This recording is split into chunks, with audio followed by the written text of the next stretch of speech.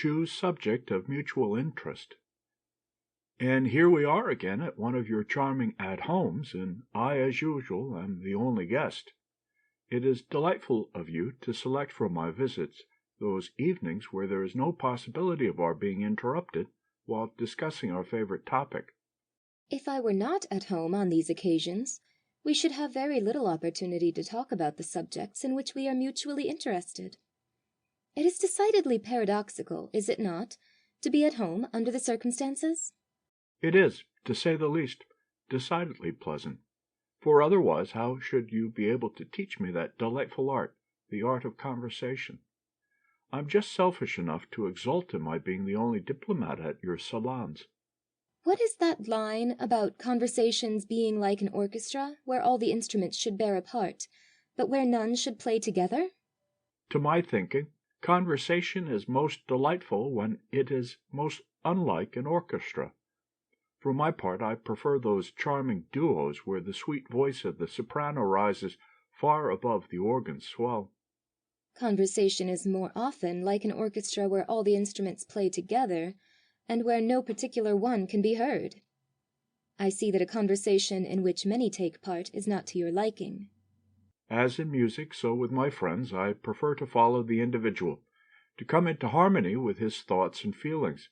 The trite saying that corporations have no souls can be applied with equal propriety to a body of individuals at a social function, where the bored look on their faces shows that they have failed to find a subject of general interest, and are in consequence suffering in durance vile. Conversation is enjoyable only when the participants are equally interested in the subject under discussion. And while it is not difficult for two persons to find topics of mutual interest, it is not so easy for several individuals to hit upon some topic in which all are equally interested. Consequently, there is much greater opportunity for enjoyment in social converse where only two are gathered together. Yes, I know.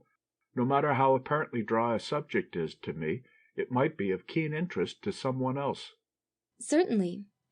Only a few evenings since, I noticed at a social function a lady and gentleman deeply engaged for a long time in the discussion of some topic in which each was apparently vitally interested.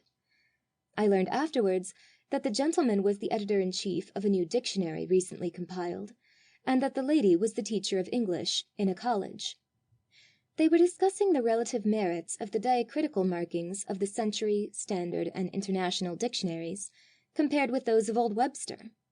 I should call that an extremely dry subject. Oh, they found it fascinating. They really became excited, not impolitely so, but deeply absorbed in following each other through the maze of half-circles and dots, straight lines and curved.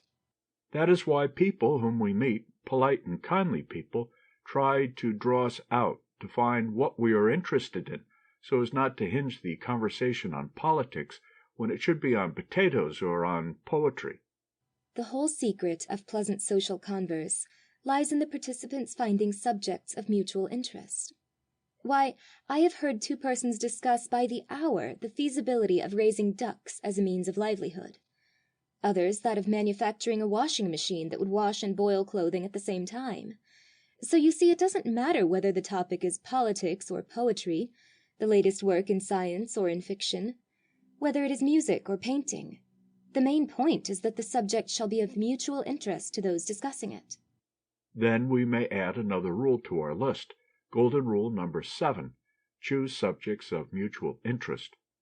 Don't discuss politics when you should be talking about poetry, fact instead of fiction, science instead of sunsets. Yes, and be sure that both are equally interested, or else one or the other will have that bored look to which you referred a short time since. People sometimes appear interested when they are not. Yes, but the keen observer will detect whether the smile extends farther than the parted lips. If people would be genuine and less artificial after a pleasant evening spent in social converse, there would linger with one a memory as pleasing and as refreshing as is the sweet fragrance wafted from country clover fields to the traveller on the dusty road. In our social intercourse with one another, let us omit all unpleasant topics, and choose only those in which both are equally interested.